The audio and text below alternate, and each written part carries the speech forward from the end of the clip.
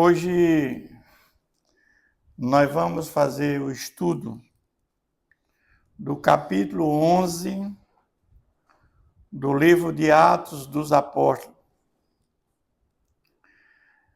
Então, nós vimos que no capítulo 10, Pedro ele tem um encontro com gentios, com Cornélio, e ali encontra-se a conversão de Cornélio. Então, isso chegou ao conhecimento dos apóstolos e dos irmãos que estavam na Judéia, que também os gentios haviam recebido a palavra de Deus. Porque o entendimento da maior parte dos apóstolos era que a pregação da palavra que Jesus deixou era para os judeus. E agora estavam sabendo que Pedro pregou para gentios. Porque Pedro foi pregar para Cornélio, Cornélio era um gentio, se converteu, recebeu o Espírito Santo, foi batizado nas águas. Então isso, de certa forma, houve um constrangimento muito grande. Quando Pedro subiu a Jerusalém, os que eram da circuncisão o arguíram dizendo: entraste em casa de homens circuncisos e comeste com eles? Olha só aqui a confusão, como foi muito grande, irmãos. Quando Pedro subiu a Jerusalém, os que eram da circuncisão o arguíram dizendo: entraste em casa de homens circuncisos. Quem eram da circuncisão, irmão? Eram os judaizantes. Os judaizantes eram aqueles que eles se converteram ao cristianismo, mas entendiam que tinham que seguir a lei de Moisés. E se um gentio se convertesse ao cristianismo, o gentio, um pagão, tinha que seguir o judaísmo. Então, os judaizantes tinham esse problema, eles se converteram, mas continuavam dizendo que para a salvação tinha que guardar o sábado, ser circuncidado, questão da alimentação, questão das festas. Era um problema.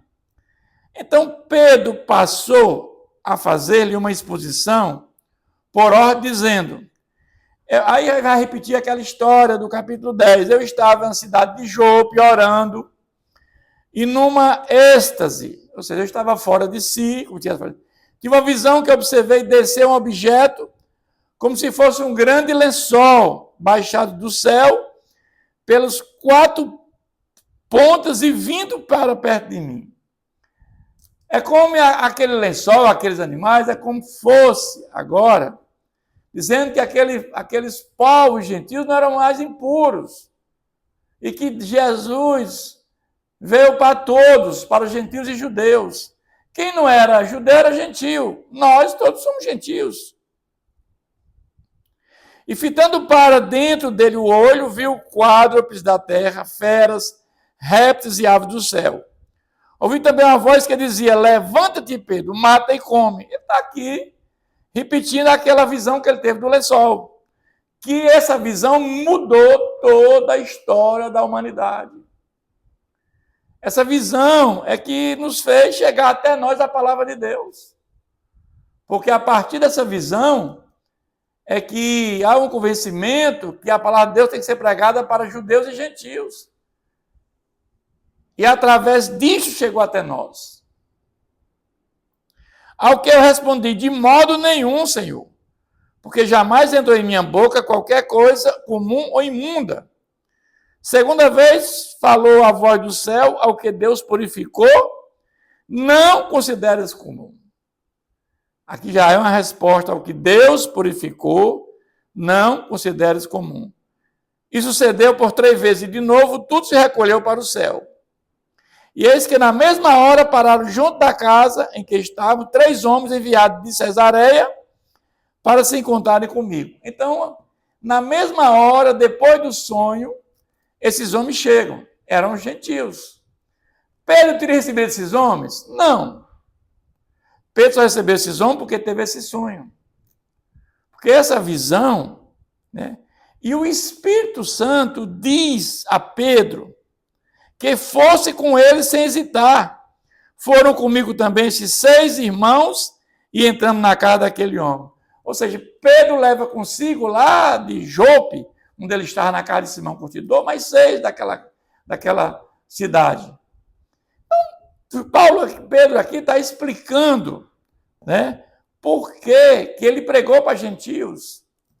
E ele nos contou como vira o anjo. Agora ele vai dizer como é que Cornélio, né, em pé em casa, que ele disseram, envia a Jope e manda chamar Simão por sobrenome Pedro. Que já está dizendo que como é que Cornélio teve a visão do anjo.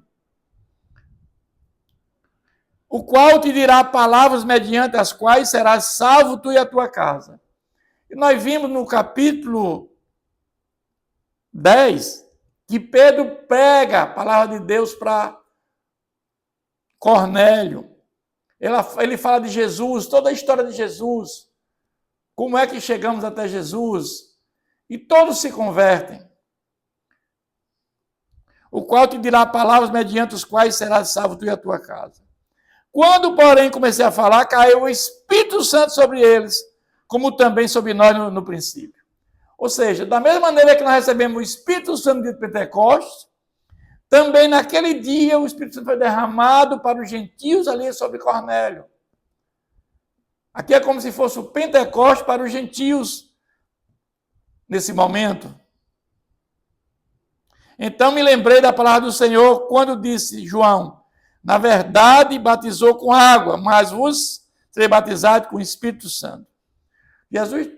João tinha dito que eu, na verdade, batizo com água para arrependimento, eu abro caminho para aquele que vem, mas aquele que vem após mim batizará com água, batizará com o Espírito Santo e com fogo. Jesus é o que batiza com o Espírito Santo e com fogo. É o batismo em Cristo com o Espírito Santo que nos faz a regeneração e o novo nascimento. Pois se Deus lhe concedeu o mesmo dom que a nós nos otorgou quando cremos no Senhor Jesus, que era eu que pudesse resistir a Deus, ou seja, como é que eu podia resistir a Deus se tudo isso que eu vi, que eu presenciei, é obra do Senhor, do meu Deus? Como eu podia resistir a tudo isso?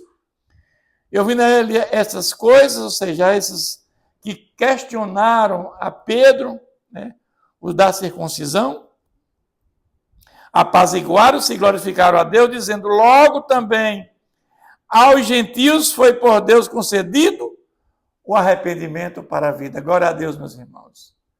Que através desse momento aqui, desse texto bíblico, do capítulo 10, é que nós, gentios, também tivemos a oportunidade de ouvir a palavra de Deus e a salvação chegou até nós.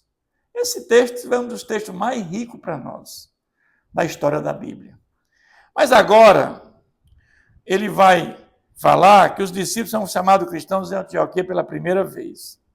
Então, os que foram dispersos por causa da tribulação, que sobreveio a Estevão, se espalharam até Fenícia, Chipre e Antioquia, não anunciando a ninguém a palavra, senão somente aos judeus. Ou seja, aqui, vamos ver que houve uma dispersão com a morte de Estevão. Nós vimos que quando mataram Estevão, apedrejado, só ficaram ali os apóstolos de Jesus. Os demais, os discípulos, houve uma dispersão pelo mundo afora, pelo Chipre, pela Fenícia, pela Antioquia da Síria, não anunciando ninguém a palavra, senão somente aos judeus. Você vê que esses discípulos, eles anunciavam a palavra de Deus pelo mundo afora, mas somente para os judeus. Não estava anunciando para gentios. Alguns deles, porém, que eram de Chipre e de Cirene, e de que foram até Antioquia, falavam também aos gregos, anunciando-lhe o evangelho do Senhor Jesus. Agora vamos ver que alguns deles que foram a Chipre e de Cirene, foram até Antioquia, falavam também aos gregos, ou seja, os gregos eram gentios. A mão do Senhor estava com eles e muitos crentes se converteram ao Senhor. Então começa aqui a muitos gentios se converterem. A notícia a respeito deles chegou aos ouvidos da igreja que estava em Jerusalém e enviaram Barnabé até Antioquia. Você vai ver que quando houve a dispersão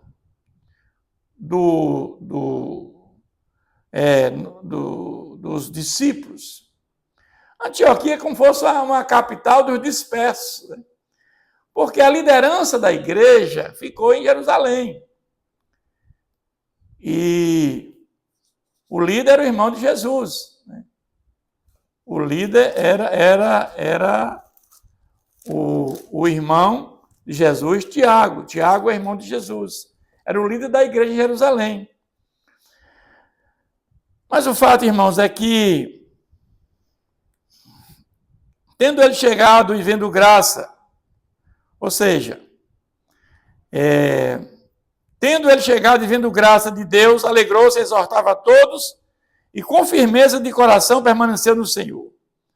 Porque era homem bom, cheio do Espírito Santo e de fé. E muita gente se uniu ao Senhor. E partiu Barnabé para Tarso à procura de Saulo. Sabendo que Saulo saiu de Damasco, depois foi para Jerusalém, e lá houve aquela rebelião no intuito de matá-lo, e é aconselhado a ir para sua cidade natal, que é Tarso. Mas agora Barnabé vai até a cidade natal dele, que é Tarso, à procura de Saulo. Tendo encontrado, levou-o para Antioquia. Então, Antioquia era aquele local que reunia todos os dispersos, né? E Antioquia era uma cidade grande, talvez a terceira maior cidade naquela época. Roma, Alexandria e Antioquia. E por todo um ano, ou seja, passaram um ano, reuniram-se naquela igreja, ensinando numerosa multidão. Em Antioquia foram os discípulos, pela primeira vez, chamados cristãos. Então, o local em que os discípulos foram chamados cristãos pela primeira vez foi em Antioquia. Mas o fato é que esse capítulo vai terminar. Naqueles dias desceram alguns profetas de Jerusalém para Antioquia. Então, alguns profetas de Jerusalém foram até Antioquia. Antioquia tinha muitos discípulos. E apresentando-se um deles, chamado Ágabo, dava a entender pelo Espírito Santo que estava para vir grande fome por todo o mundo. Então, esse profeta profetizou que haveria uma grande fome em todo o mundo, o qual sobreveio nos dias do imperador Cláudio. Cláudio, ele governou o Império Romano do ano 41 até o ano 54. E Cláudio foi sucedido por Nero, que governou de 54 a 68. Nós vamos ver aqui mais na frente que no governo de Nero foi quando morreu Pedro e Paulo, já Paulo. O discípulo, cada um conforme as suas posses, resolveram enviar socorro aos irmãos que moravam na Judéia. Você vê que, mesmo com grande dificuldade, mesmo com poucos recursos, esses homens cooperavam com os irmãos da Judéia que estavam passando por essa grande fome. E eu vejo aqui, meus irmãos, a união entre os irmãos daquela época. Havia entre os irmãos uma consideração muito grande, né? Isso que não existe no dia de hoje, né? Não existe no dia de hoje. Pena que a igreja primitiva, né, tinha essa união entre os irmãos. E o capítulo termina dizendo o que eles, com efeito, fizeram, enviando-os aos presbíteros por intermédio de Barnabé e de Saulo. Então, Barnabé e Saulo voltam com essa coleta, né, para ajudar os irmãos da Judéia que teve essa grande fome. É assim que termina esse capítulo, meus irmãos. Que Deus continue nos abençoando.